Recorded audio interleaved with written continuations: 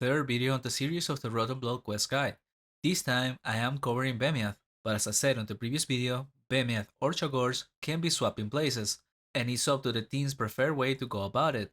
This is the order my team does, and our reason is quite simple. Chagors is a harder boss, so it's better to do it with less stains, and the access to Vemiath, being on Darklight, is easier for us since it is a spawn we have charms for. With that said, it's worth mentioning that Vemiath and Chagors are considered twin brothers. Fighting them is pretty much the same. The variables will be the damage taken and the amount of taints. So keep that in mind. If you saw the previous video, a lot of things will overlap.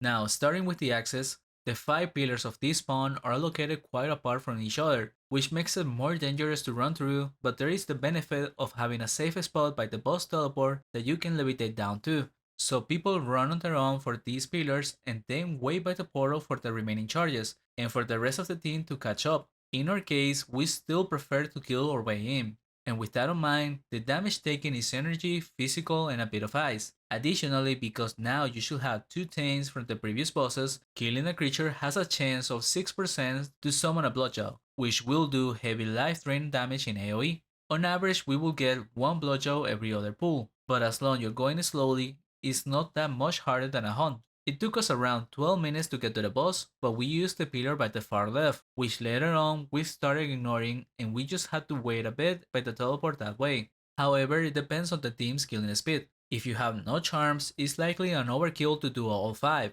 and if you have charms, you will have to wait about a minute by the boss upon using 4 pillars. Regardless of the method you use, once you have enough charges, head downstairs here and remember to have the EK enter the boss room first with Paladin last.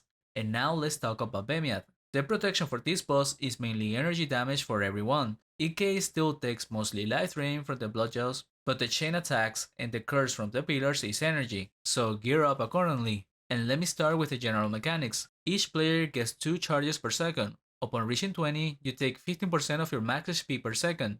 In order to get rid of the charges, you need to walk in the room. Each step you take will leave behind a crack that after 3 seconds turns into a dark light field, and it lasts for 3 seconds. Unlike the previous fight against Shagors, where you will make the fields instantly, on this one the sparks are safe to walk on until they become the dark light fields. So you can remove charges quickly and safely by moving back and forth before the 3-second pass, and walking or standing on top of the fields still hits for 3% of your max HP per second.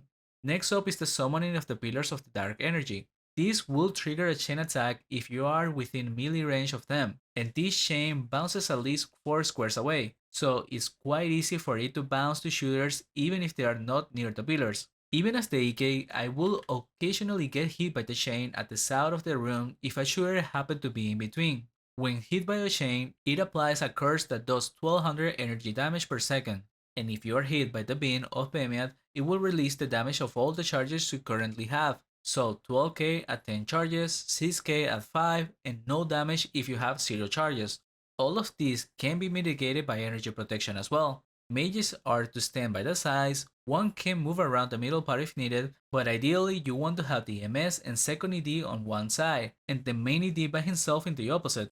This reduces the chances of getting hit by the bounces of the chain, but the side with the 2 shooters is more likely to get hit by it. Now moving on to the Ike's job. Because of the second thing, now there will be a third Bloodjaw inside this boss room. This is not particularly more dangerous since you will still be kiting them, but what changes is the first 2 Bloodjaws spawn quite fast, and the third takes a bit longer.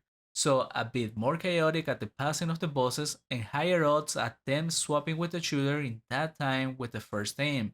Same as with Shagors, upon entering the room, a timer begins where every 90 seconds an orange teleport appears in the middle. You will have 15 seconds to lure a Bloodjaw into it. Not doing so will result in every player taking a hit of 40% of max HP at the 15 seconds mark, but bringing the Bloodjaw on time stops that and changes that with 2 single target attacks from Vemiath that deals different amounts of damage based on the vocation being attacked, with the case taking 5 and 10% and everyone else taking 20 and 40% respectively.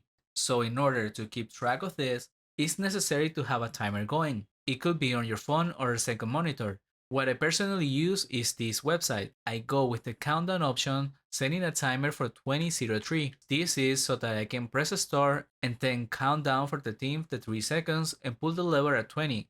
Then I just need to keep a look at the 90 seconds intervals, drop the blood gels and swap the boss. Upon dropping the blood gels, the 12-second timer starts for the special attacks, and you need to swap the boss shortly after the second attack, which is indicated with a rare message from the boss. After that, you can swap the boss safely, and I highly recommend to walk north before that happens so that you can run south after the rare and meet the RP to swap the boss. You will need to be slightly faster than the previous boss because of the new taint, and the initial blood gels spawning sooner. The goal is for the paladin to be off screen from the blood gels as they respawn, because one going into RP gets troublesome quick. As the EK, if you're quick about it, you might reset away and the RP can still keep the boss. But if you are struggling to do that, it's best to have the MS take aggro from the boss from walking near him and then RP bring the blood gel. This is dangerous but more reliable to pull off, so keep it in mind. Next up is the paladin shop. Kite the boss by the north side of the room, avoiding walking next to the wall as my paladin is doing because the chances of getting trapped with the pillars is quite high this way. It's something we didn't think about on our first attempts and has changed since then. If the RP gets trapped with the boss, the best play is to have the EK come right away and rest the boss and run away, because if the boss is in front of the RP, then it will be doing full damage beams, and even if it is diagonal, once the RP hits max charges, he will be taking 18% max HP a second.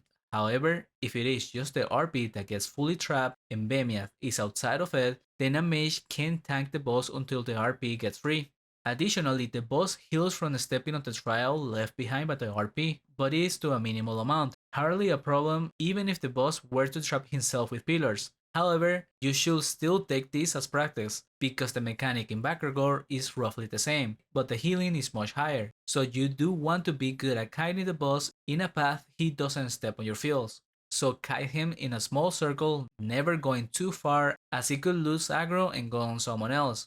But also play around the pillars. When he summons them, you are better off tanking the boss, avoiding the beam and the pillars at the same time. Keep in mind that if you are forced to walk near pillars, it's best to assume you will get hit by the beam at max damage. And if you are tanking the boss, it's equally important to be mindful of your charges, since the agony hits at 20 are very dangerous. Also, for this boss, it's a lot easier to gear up against, so the risk is quite low for almost everyone involved, and paladins are pretty much safe and encouraged to tiro tempo. But obviously, this should not be done when you have a bludgeon on you. If that happens, then play it safe and fully heal yourself. With that said, that's all I got for this boss. If you find it helpful, consider subscribing. I'm working on finishing the rest of the quest guide soon. Thank you for watching and see you on the next one.